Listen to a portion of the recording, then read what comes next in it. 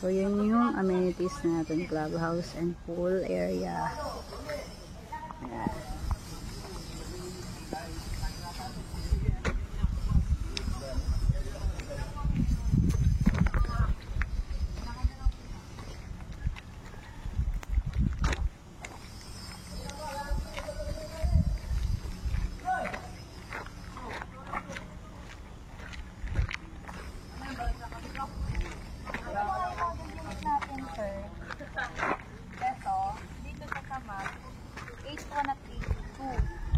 So, yung type C po, dun pa po siya. Maganda yung mapipili mo, sir, kung gusto mo facing doon. Yes. Doon sa sunset. Pero may tayo na ba ito? Wala pa na. Wala pa po tayong model unit. Pero mayroon tayo papakita ng katulad ng... Yes po. Sa ano lang? Yun ba ma'am perimeter fence? Yung parang may ano na yon? Yes po. Yan Yung po full- yung ano natin. Yung pinaka-end ng property. Block 13. Yung type C natin, block 12.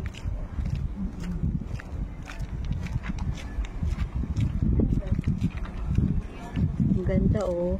Lake view.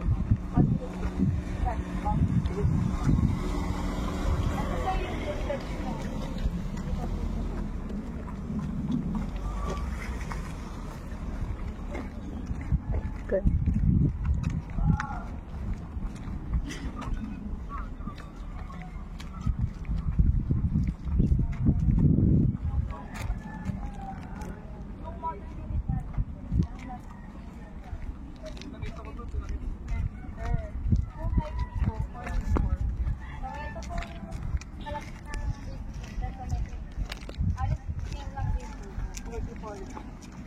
Pero ganun din po yung itsura nito. May finish.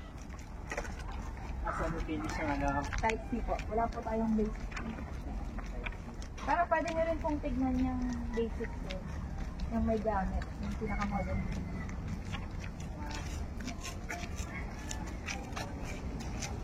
Ayun na lang po tayo. Ito po yung sir. Ganito po yung Ano ba niya?